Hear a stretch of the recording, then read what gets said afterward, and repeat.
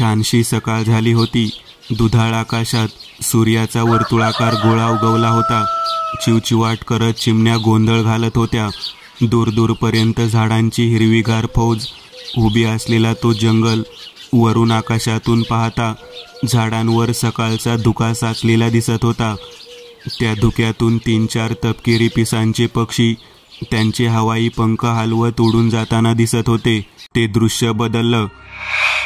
2 मानवी डोळे दिसत होते. डोळ्यांवर काळ्याशार भुवया होत्या. कपाळावर मधोमध लाल रंगाचा धर्मसूचक कुंकू लावला होता. व्ही आकाराचा चेहरा. त्या चेहऱ्यावर एक दैवी तेज दिसत होतं. बंद डोळ्याआड ओठांवर एक मंद स्मित हास्य तरळत होतं. व असेही आपले लाडके समर्थ कृणाल एका झाडाखाली सकाळच्या उन्हात ध्यानस्थ बसले होते. अंगावर तोच फुलबाह्यांचा सदरा, खाली पांढरट शिवलेली पॅन्ट होती. हातांच्या दैवी शक्ती असलेले 2 रुद्राक्ष कडे घातलेले होते. समर्थांपासून जरा दूर एका झाडाखाली बुटका गबलू बसला होता. त्याच्या हातात एक चौकोनी आकाराचं पुस्तक होतं.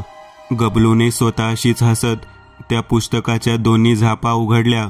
तसे आतल्या सफेद कागदांवर विविध प्रकारच्या व्यंजनांची छायाचित्रे दिसू लागली.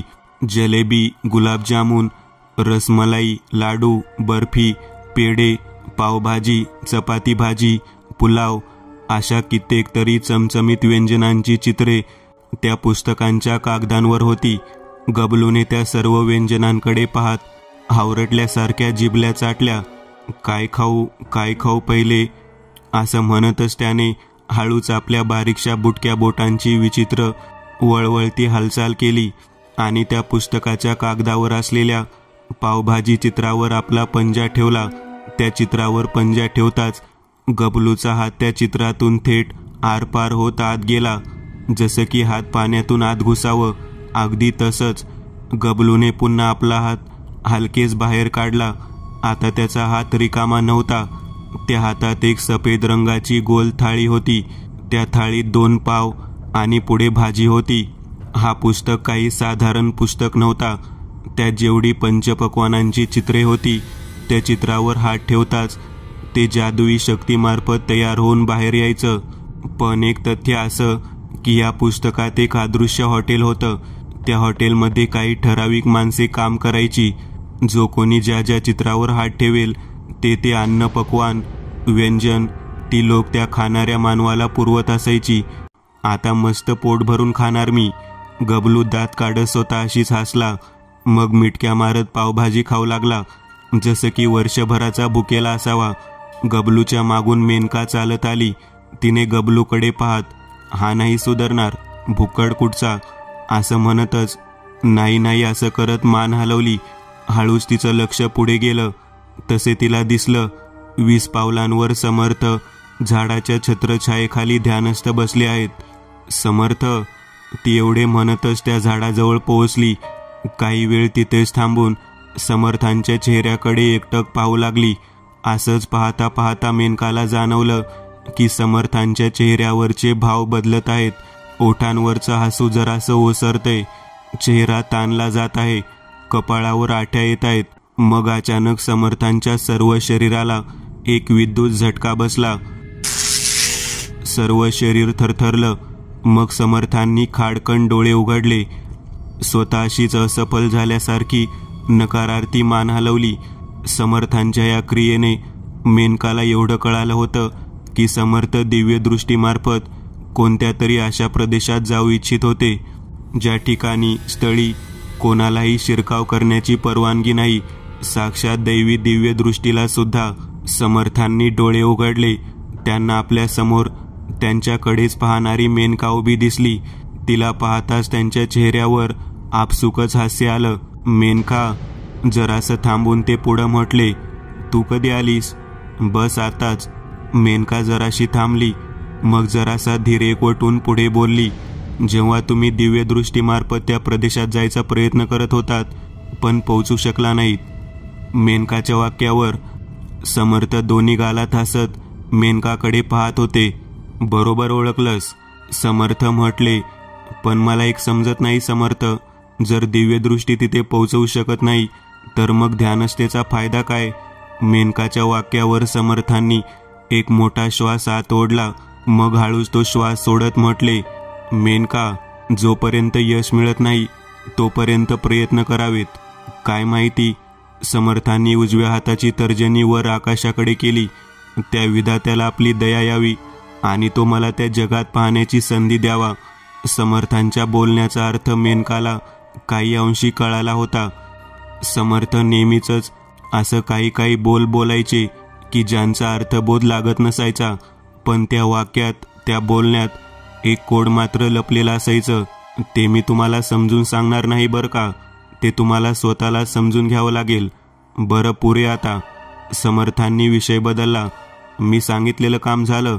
होय समर्थ, तुम्ही सांगितल्यानुसार मी कालच पेपरमध्ये जाहिरात दिली होती.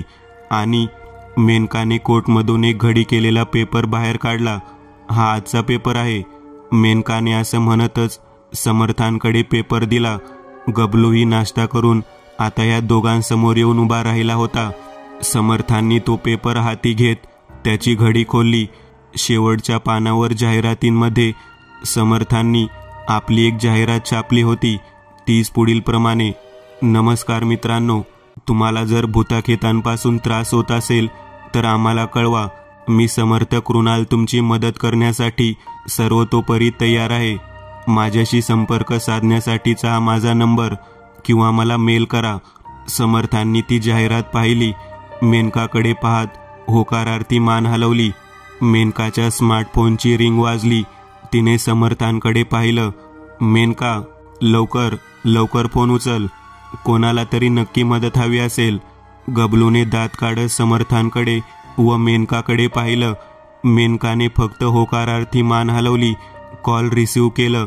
हॅलो, मेनका उच्चारली.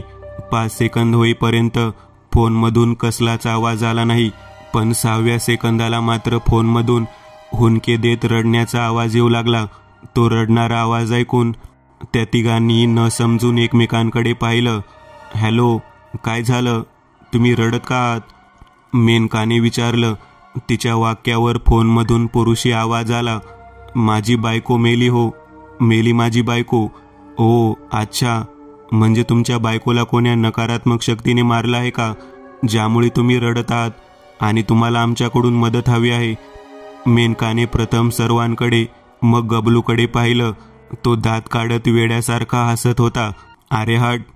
फोनमधून एकदमच खेक असल्यासारखा आवाज आला. अरे कसली नकारात्मक शक्ती ना कसला काय? माझी बायको, ती भवानी मेली तर मेली. पैशांच्या तिजोरीची चावी कुठं लपून ठेवली मेली न कुणास ठाऊक. तुम्ही माझी मदत कराल का? माझ्या तिजोरीत जाम पैसा आहे. साला तुमचा पण फी मिटवून टाकतो आणि माझा पण रात्रीचा इंतजाम होऊन जाईल. समर्थ, मेनका, गबलू तिघांनी एकमेकांकडे आळीपाळीने न समजून कसं तरीच पाहिलं. पण त्यासाठी तुम्हाला एक काम करावं लागेल. माझ्या बायकोच्या आत्म्याला बोलावून तिला पकडावं लागेल. म्हणजे कसं? आपण तिला चावी कुठे आहे ते विचारता येईल. बोला, काय बोलता? त्या पुरुषाच्या वाक्यावर मेनका बोलली. माफ करा सर, आम्ही असं करू शकत नाही, कारण आम्ही त्रास देणाऱ्या भूतांना पकडतो. मेनका नम्रपणे म्हटली. पण पुन्हा तोच खेकसता आवाज आला. अरे मग हा पण त्रासच आहे ना. माझा रात्रीचा प्लॅन फिसकटतोय ना. ना बाई ना बाटली भेटती. इथं फुटपाथवर भीक मागायची पाळी आली माझ्यावर. पुन्हा तोच हुंदके देत रडण्याचा आवाज आला. मेनकाने पुन्हा धीर देत म्हटलं, सर माफ करा, पण आम्ही तुमची मदत नाही करू शकत. अरे गप, तुझा सर गेला नरकात. तू तर अशी बोलते जसं काही खरंच भूत असतात. साले फ्रॉड लोक तुम्ही. तुमचे साले खायचे वांदे आणि तुम्ही मला शिकवताय. शाळेला फोन ठेव. समोरून फोन कट झाला. तसे मेनकाने काही न बोलता फक्त खांदे उडवले. फोन कट होताच काही वेळाने पुन्हा कॉल आला. मेनकाने कॉल रिसीव्ह केला. हॅलो, मेनका पुन्हा म्हटली. हाय, हॅलो जान. आता आलेला आवाज एका तरुणाचा होता. कोण बोलतंय? मेनकाने न समजून विचारलं. अरे इतक्यात विसरलीस पण. अगं मी तुझा आशिक हानम्याराव. कशी आहेस जान? एकदा भेट ना मला प्रिये. तुझ्या एका भेटीसाठी माझं मन आतुर झालं आहे प्रिये. मेनकाने तोंड कसं तरीच वाकडं तिकडं केलं. हॅलो, कोण बोलतंय? मला वाटतं तुमचा रॉंग नंबर लागला आहे. हा नंबर घोस्ट बस्टर्स मीन्स भूत पकडून देणाऱ्या टीमचा आहे. हो मग प्रिये, माय जान, मी भूत आहे असं समज प्रिये, आणि मला भेटायला ये. मेनकाला आता काय बोलावं ते काही सुचेनासं झालं. तसे समर्थांनी तिला हात दाखवला. ते इशाऱ्यानेच बोलले, थांब मी पाहतो. नमस्कार हनुमंतराव. समर्थांचा आवाज आला. जी तुम्ही कोण? फोनमधून त्या टवाळखोर तरुणाचा आवाज आला. अहो मला इतक्यात विसरलात होय. मी मुंबई पोलीस सायबर डिपार्टमेंटमध्ये कामाला आहे. आता माझ्या ऑफिसमध्येच बसलो आहे. आणि हो, मला माझ्या डिजिटल कम्प्युटर स्क्रीनवर तुमची लोकेशन दिसत आहे. समर्थांनी डोळे मिटले. मेनकाच्या हातात असलेला मोबाईलला हलकेच हात लावला.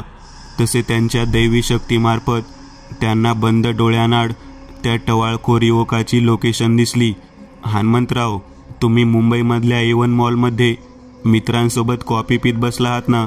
समर्थांच्या या वाक्यावर फोनमधून कसलाच प्रत्युत्तर आलं नाही. काय मग हनुमंतराव, 2 हवालदार पाठवू का तुम्हाला इथे आणायला? समर्थ पुन्हा बोलले. पण फोनमधून येणारा त्या टवाळखोर तरुणाचा आवाज आता मूग गिळून गप्प बसल्यासारखा बंद झाला होता.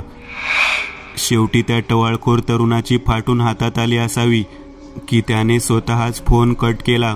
कृणाल, आपण ह्यांचीच मदत करतोय ना? तरीही सर्व माणसं आपलीच मस्करी का करतायत? गबलू जरासं रागात म्हटला. त्यावर समर्थ थंड स्वरात म्हटले, करू देत गबलू, कारण त्यांना सत्याची जाण नाहीये. हे ते सामान्य मानव आहेत, ज्यांचं जीवन फक्त अन्न, वस्त्र, निवारा या 3 श्रेणीतलं आहे. पण समर्थ, मला नाही वाटत की आपल्याला ह्या जाहिरातीचा काही फायदा होईल, कारण लोक मदत मागण्यापेक्षा आपल्यालाच वेड्यात काढत आहेत. जर रोजच असे फोन येणार असतील तर मग? मेनकाने पुन्हा खांदे उडवले. तेवढ्यात अचानक मोबाईलची मेसेज टोन वाजली. नोटिफिकेशनमध्ये एक मेल आला होता, ज्या मेलवर हेल्प असं नाव लिहिलं होतं आणि कोणाला तरी मदत हवी होती. काय झालं मेनका? पुन्हा फोन आला का? समर्थांनी विचारलं. नाही समर्थ, फोन नाही आला आहे. तर मी मोबाईल नंबर व्यतिरिक्त जो संदेश म्हणजेच ईमेल ID संपर्कासाठी दिला होता, त्या ईमेल IDवर एक संदेश आला आहे आणि त्या संदेशावर फक्त मदत असं नाव लिहिलं आहे. मेनका समर्थांना थोडक्यात समजावत म्हटली. समर्थांना मानवी यंत्रांमध्ये मुळीच रुची नव्हती, म्हणूनच त्यांना मोबाईलमधलं काही समजत नव्हतं. आणि हे जरा गमतीदारही आहे नाही का?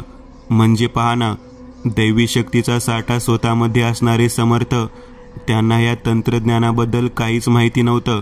मेनका बघ ना, काय मेल आहे ते. कोणाला खरंच मदत हवी असेल तर? गबलू उत्सुकतेने म्हटला. समर्थांच्याही नजरेत उत्सुकता होती. मेनकाने नोटिफिकेशनमध्ये आलेल्या मेलवर क्लिक केलं. तसे मेल बॉक्स ओपन झाला.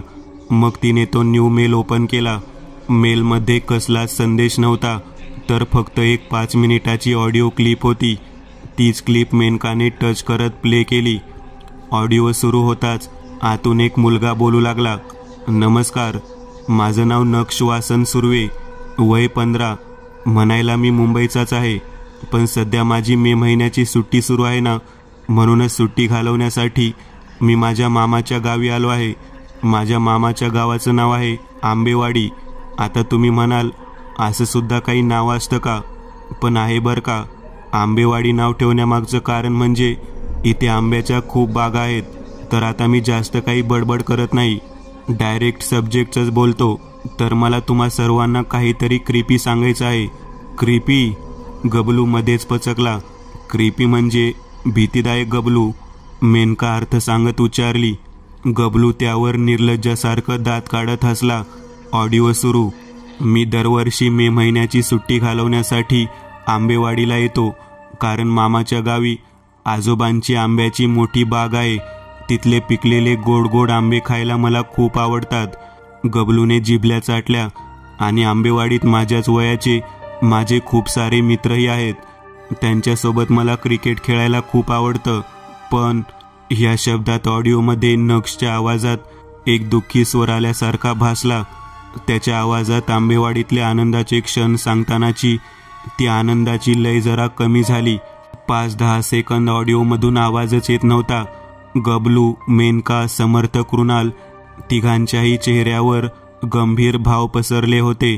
नक्षच्या पण ह्या शब्दापुढे तो काय सांगणार आहे ते ऐकून घेण्यासाठी सर्वांचे उत्सुकतेने कान तरसले होते. दरवर्षी मी आंबेवाडीला यायचो तेव्हा माझे सर्व मित्र संध्याकाळ होईपर्यंत क्रिकेट खेळायचो. रानमेवा खाण्यासाठी रानात जायचो.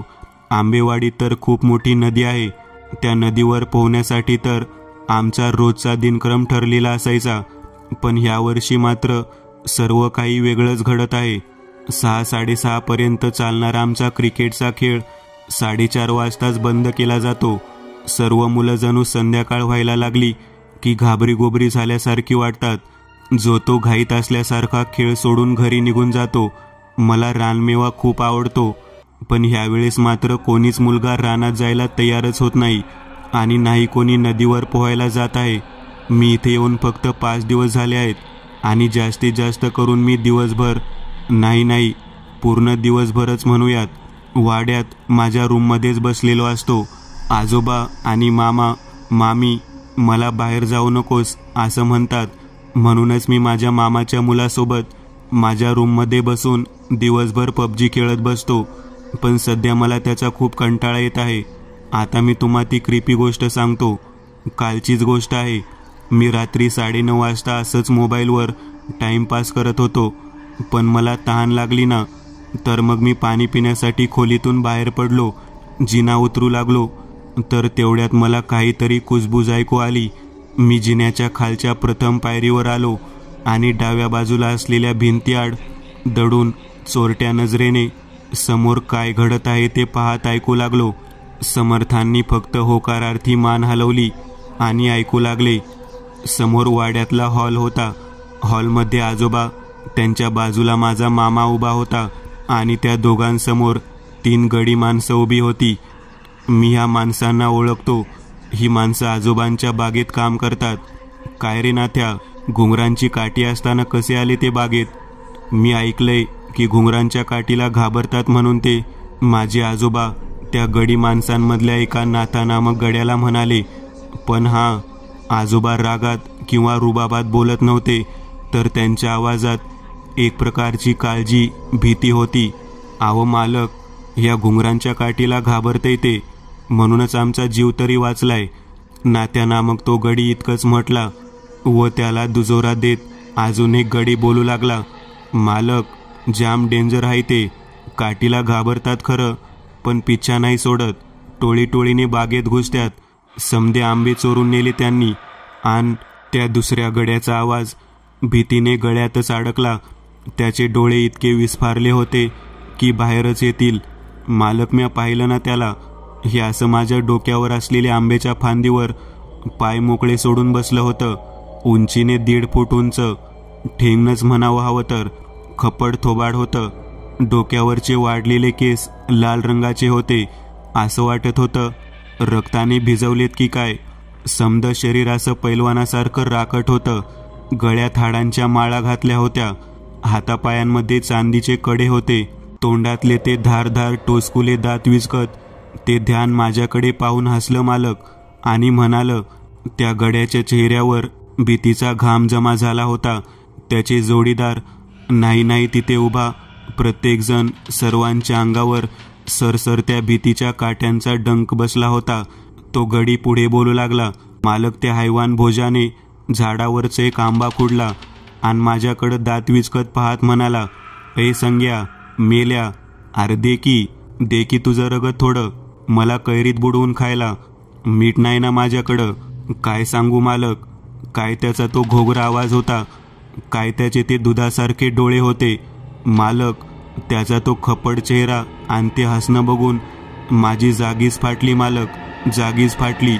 पण हे बरं झालं की माझ्याकडं घुंगराची काठी होती, नाहीतर खरंच त्यानं माझ्या रक्ताच्या मसाल्यानं ती कैरी भिजवून खाल्ली असती. समर्थ, मेनका, गबलू तिघांनाही कळून चुकलं होतं. हे प्रकरण सामान्य मानवी सीमेपलीकडचं आहे.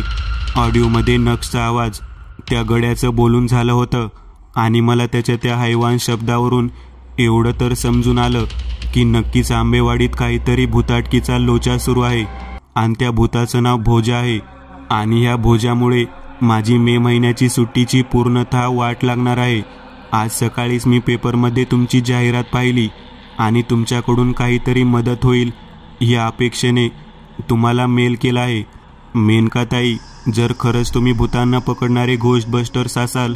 मेनकाने एक वेळ समर्थांकडे, मग गबलूकडे पाहिलं, मग पुन्हा मोबाईलकडे पाहिलं. तर प्लीज माझी मदत करा. आंबेवाडीला ह्या भोजाच्या कचाट्यातून मुक्त करा. तुमचा नक्ष. Please reply me and thanks. हाच ऑडिओचा अंत असावा, कारण ऑडिओ थांबली होती. मेनकाने ऑडिओ थांबताच मोबाईल खिशात ठेवला. ऑडिओ ऐकून समर्थ जरासे गंभीर झाले होते. मेनका व गबलू दोघेही त्यांच्याकडेच पाहत होते. तो समर्थ खाली पाहत बोलू लागले. मिळालेली माहिती खोटी वाटत नाही. समर्थांनी मेनका व गबलूकडे पाहिलं. त्या मुलाच्या शब्दाशब्दात सत्यतेचा अंश जाणवत आहे. मला वाटतं आपल्याला आजच आंबेवाडीसाठी निघावं लागेल. हा जो कोणी भोजा आहे त्याला वेळीच रोखावं लागेल. मेनका त्या मुलाला प्रतिउत्तर म्हणून कळव की आम्ही आजच आंबेवाडीला येत आहोत, समर्थ म्हणाले. समर्थांच्या वाक्यावर मेनकाने मेलमध्ये आम्ही आज संध्याकाळी येत आहोत असं मेसेज टाईप करत रिप्लाय दिला. तसा पटकन नक्षचा सुद्धा रिप्लाय आला. ओके, मी वाट पाहत आहे. आंबेवाडी म्हणायला तशी प्रगत वाडी होती. वाडीत आंब्याचे विक्रेते जास्त असल्याने वाडीला आंबेवाडी नाव पडलं होतं. आंबेवाडीत उगवणारे आंबे ताजेतवाने, सूर्यासारखे पिवळसर, रसरशीत, अमृत जणू खाताना मधासारखे गोड गोड लागायचे. म्हणूनच बाजारात ग्राहकांतर्फे आंबेवाडीच्या आंब्यांना खूपच जास्त मागणी होती. आंबेवाडीच्या आंब्याच्या एका पेटीची किंमत बाजारात 1200 होती. पण काही महिन्यांपासून आंबेवाडीत काहीतरी विचित्र आणि विलक्षण घटना घडू लागल्या होत्या. आंबेवाडीत जितके आंबे विक्रेते होते त्या आंबे विक्रेत्यांच्या बागांमधले आंबे जशी रात्र व्हायची तसे रातोरात गायब व्हायला सुरुवात झाली होती. रात्र उलटून जाताच पुढच्या दिवशी बागेतल्या 15-20 आंब्यांच्या झाडावरचे सर्व आंबे गायब होऊ लागले होते. एके रात्रीत 15-20 झाडांवरचे आंबे गायब होणे म्हणजे काही सामान्य बाब मुळीच नव्हती. प्रथम वाडीतल्या लोकांना वाटलं की चोरांची टोळी वाडीत शिरली आहे आणि 30 लोक आंबे चोरत आहेत. पण हा विचार सामान्य तर्काची जोड असलेला होता. हे काहीतरी वेगळंच होतं. ह्याची कल्पना वाडीतल्यांना जरा वेळाने आली. आंब्याची बाग असलेल्या मालकांनी बागेत पहारा द्यायला पहारेकरी माणसे नेमली होती. त्याच काही माणसांना रात्री 2:30 वाजेच्या समयी बागेतल्या आंब्याच्या झाडांवर काही ठेंगणे, जोकर एवढ्या उंचीची माणसे की भूते माकडासारखी सरसर करत झाडांवर चढताना दिसली. त्या पहारेकऱ्यांकडे विजेऱ्या होत्या. त्यांनी विजेऱ्यांचे झोत झाडांवर थैथै नाचवत भिरकावले आणि त्या चंदेरी पिवळसर झोतांमध्ये जे दृश्य नजरेस दिसलं, जे पाहून तिथे उभ्या प्रत्येक पहारेकऱ्यांची आत्मा भीतीने चळाचळा कापून उठली होती. झाडांच्या फांद्यांवर 1.5-2 फूट उंचीचे ते ठेंगणे अभद्र पांढऱ्या प्रेताड शरीर यष्टीचे आकार उभे होते. कोणी आंबे खुडत होतं तर कोणी आंबे खुडून आपल्या धारदार दातांनी त्याचा लचका तोडत होतं. त्या सर्व ठेंग्या प्रेताड आकारांचा एक चमूच बागेत शिरला होता. मोजून ते सर्व 10-12 तरी होते. 1.5 फूट उंची होती. खप्पड चेहरा होता. डोक्यावरचे केस लाल रंगाचे होते. नाक अर्धच होतं. डोळ्यांच्या जागी दुधाच्या गोळ्या बसवल्या होत्या. जबड्यात धारदार दात होते. हातपाय बलदंड स्नायूचे होते. म्हणायला पूर्णतः शरीरच पैलवानासारखं राकट होतं. ज्याची नजर त्या ठेंगण्या आकारावर पडत होती आणि जशी त्या पहारेकरी व त्या ध्यानांची नजरानजर व्हायची, ते ध्यान जबडा विचकून धारधार दात खुदकन तर कोणी वाकुळ्या दाखवत हसायचं. त्या ध्यानांच्या तोंडून चिरकस असा तो एकच आवाज बाहेर पडायचा, भोजा भोजा. काही पहारेकरांच्या अंगावर ह्या हैवानांनी मृत्यूची झडप घातली होती आणि बचावलेल्या पहारेकऱ्यांनी सांगितलं की मारलेल्या माणसाभोवती ही हैवान गोल घोळका करून उभी राहतात. मग त्या मेलेल्या माणसांची चामडी फाडून आतून निघणाऱ्या रक्तात आंबट आंबा बुडवून तो रक्ताच्या मसाल्याने माखवून चवीने खातात. भोजा भोजा. त्या हैवानांचा हा एकच शब्द स्वर ऐकून गावातल्यांनी या हैवानाचं नाव भोजा ठेवून घेतलं होतं. या भोजाच्या दहशतीने आंबेवाडीतल्या लोकांच्या मनात मरणाची भीती दाटून आली होती. 6:30 वाजेच्या अगोदरच पूर्णतः वाडी सामसूम होऊन जात होती. अशातच मामाच्या गावी म्हणजेच आंबेवाडीत मे महिन्याची सुट्टी घालवायला आलेला नक्ष त्याला ह्या भोजा हैवानाबद्दल कळालं. आपली मे महिन्याची सुट्टी अशीच वाया जायला नको म्हणूनच त्याला आज सकाळी पेपरमध्ये समर्थांची जाहिरात दिसली. तसे त्याने ऑडिओ रेकॉर्ड करून मेनकाला मेल केला व त्याची हकीकत ऐकून समर्थ आंबेवाडीतलं संकट दूर करण्यासाठी लागलीच निघाले होते. एक काळी कुट्ट सरळमार्गी हायवे दिसत होता. हायवेच्या दोन्ही तर्फे उन्हाने करपलेलं तांबूस सोनेरी रंगाचं बसकं गवत दिसत होतं. त्याच हायवेवरून एक 4 चाकी उघड्या छप्परची ती काळ्या रंगाची जीप वेगाने धावत कुठेतरी निघाली होती. जीपचा तो चंदेरी रंगाचा हेडलाईट प्रकाश हायवेवर दूर दूरपर्यंत पडला होता. जीपमध्ये ड्राईव्ह सीटवर मेनका बसलेली. तिच्या बाजूच्या सीटवर समर्थ कृणाल बसले होते. शेवटाला मागे गबलू ह्या दोघांच्या सीटवर हात ठेवून उभा होता. मेनका, नक्षला कळवलं आहे ना की आपण येणार आहोत ते? होय समर्थ, मी त्याला रिप्लाय केला आहे आणि त्यावर त्याचा होकारसुद्धा मिळाला आहे. मेनकाने प्रथम रस्त्यावर पाहिलं, मग समर्थांकडे पाहत म्हटली. मग बोलून झाल्यावर तिने पुन्हा पुढे पाहिलं. पण कधी पोहोचणार आहोत आपण आंबेवाडीला? 3 तास झाले गाडी चालत आहे आणि मला आता भूक लागायला सुरुवात झालीये. पोटात बेडूक उड्या मारतायत माझ्या. गबलू मागून किन्नरी आवाजात म्हटला. पोहोचलोच गबलू, बस अर्धा तास बाकी आहे. मेनकाने असं म्हणत शेवटचा गिअर शिफ्ट केला. हायवेच्या रस्त्यावरून जीपची मागची लाल हेडलाईट पेटलेली दिसली. ज्या जीप वेगाने पुढे जाताना दिसू लागली. स्थळ आंबेवाडी. रात्री 8 वाजता. एक 2 मजली वाडा दिसत होता. वाड्याच्या 4ही भिंतींना बाहेरून फिकट पिवळसर रंग चढवलं होतं. खाली वाड्याच्या 2 झापांचा दरवाजा सताड उघडा दिसत होता. उघड्या दरवाजातून आतली हॉलमधली खालची दुधाळ फरशी पोपटी रंगाची भिंत दिसत होती. दरवाजाच्या वर पिवळसर रंगाचा बल्ब पेटलेला. त्याच बल्बचा प्रकाश बाहेरच्या वातावरणाला 35 फुटापर्यंत सर्व काही भाग उजळून निघून गेला होता. मित्र हो, तुम्हाला एक प्रश्न पडला असेल, हा वाडा कोणाचा आहे? तर मित्र हो, हा वाडा आहे नक्षच्या आजोबांचा, म्हणजे संतप्पा यल्लमा होय. संतप्पा यल्लमा सुद्धा आंबेवाडीतल्या आंबे विक्रेत्यांमधलेच एक होते. पण जरा वेगळ्या प्रकारे पाहिलं तर संतप्पा आंबेवाडीतला सर्वात मोठा आंबे विक्रेता होता. आणि ते कसं, या पाहूयात.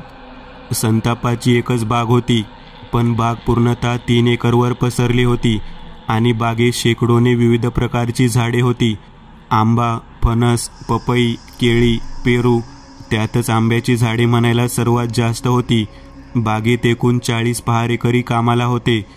रात्रभर पहारेकऱ्यांना पहारा देण्यासाठी स्पेशलिस्ट व इकडून तिकडे सहज जाण्यासाठी काही गाड्यांची व्यवस्था केली होती. बागेत काही काही ठिकाणी लाईटचे खांबही उभारले होते, पण त्यांचा प्रकाश काय पूर्णतः बाग उजळून टाकणारा होता? नाही ना. काही अंशी भाग का असेना अंधार वाळवीसारखा चिटकून राहणारच होता आणि त्या अंधारात काही अभद्र दबा धरून बसण्याची दाट शक्यता होती. संतपाचा वाडा बागेपासून 5 मिनिटाच्या अंतरावर होता. वाड्याच्या दरवाजातून उभं राहून पुढे पाहता रात्रीच्या टायमालाही भाग काळ्या कुट्ट सैतानी पिशाच्यांची फौज उभी असल्यासारखा भासत होता. दूर दूरपर्यंत काळ्या कुट्ट झाडांचा ताफा जणू जागेवर उभं राहून आपल्याकडे रागाने पाहत आहे असं वाटायचं. उघड्या दरवाजातून प्रथम संतपा, बाजूलाच त्यांचा मुलगा बलदेव, यल्लमा असे दोघे बाहेर चालत आले. मग त्यांच्या सर्वात मागून 4 पहारेकरी हातात घुंगरांची काठी घेऊन चालत बाहेर आले.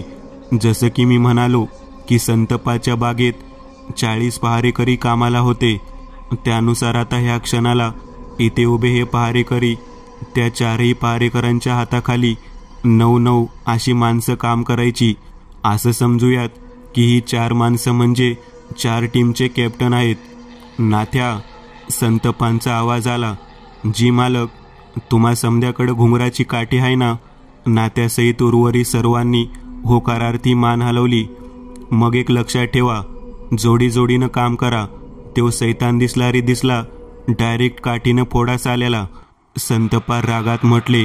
आजोबा, मध्येच एका मुलाचा आवाज आला. संतपा, बळदेव दोघेही बापलेकांनी वळून मागे पाहिलं. दरवाजात 15 वर्षीय नक्षुबा होता.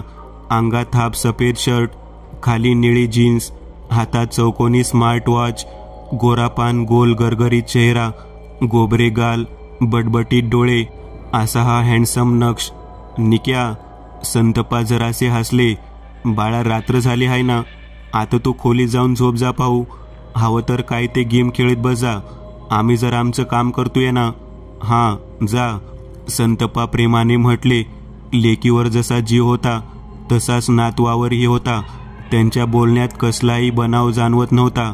आजोबा, मी ते तुमची मदत करायला चालू आहे. नक्षच्या वाक्यावर संतपांनी एक वेळ न समजून बळदेवकडे पाहिलं.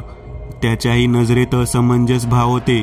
होय आजोबा, मला गावात घडणाऱ्या त्या विचित्र गोष्टींबद्दल माहिती आहे आणि म्हणूनच मी तुमची मदत करण्यासाठी, त्या भूताला पकडण्यासाठी काही माणसांना बोलावलं आहे, जे ह्या गावावरचं संकट दूर करून टाकतील. छोट्या नक्षच्या वाक्यावर संतपांच्या चेहऱ्यावर आनंदित भाव दाटून आले. त्यांच्याच नाही तर बळदेव व त्या 4 पहारेकऱ्यांचाही चेहरा आनंदाने उजळून निघाला. परंतु अचानक मध्येच वातावरणात एक हृदय पिळवटून टाकणारी मृत्यूदायक किंकाळी फुटली. कोणाच्या तरी नशिबात मृत्यू आला होता. खास पण कोणाच्या? पोटाच्या मुळापासून कोणीतरी जीवाच्या आकांताने ओरडलं होतं. अचानक आलेल्या ह्या आवाजाने एकसाथ सर्वांच्या नजरा बागेच्या दिशेने वळल्या. चंद्राचा तो निळसर विषारी प्रकाश बागेतल्या साऱ्या झाडांवर पडला होता. 3 एकरवर पसरलेली ती बाग, त्या बागेतूनच तो ओरडण्याचा आवाज आला होता. त्या आवाजातल्या लयीने एवढं मात्र कळलं होतं की कोणावर तरी हमला झाला आहे. मित्रांनो, आज पुरतं एवढंच. तुम्हाला जर काही गोष्ट आवडली असेल तर नक्की लाईक करा. तुमच्यापैकी बरेचसे जण व्हिडिओ लाईक न करताच पळून जातात. पण हा जर व्हिडिओ तुम्ही लाईक केला तर मला जरा बरं वाटेल आणि असेच भारी भारी व्हिडिओ बनवायची माझ्यात एनर्जी येईल. त्यामुळे नक्की लाईक करा. आणि अजूनही कोणी या चॅनलला सबस्क्राईब केलेलं नसाल तर लगेच सबस्क्राईब करून टाका. आणि बाजूची घंटी ती मात्र दाबायला विसरू नका. देवाची घंटी आहे ती. चला तर मग पुन्हा भेटूया अशीच एक आगळी वेगळी गोष्ट घेऊन पुढच्या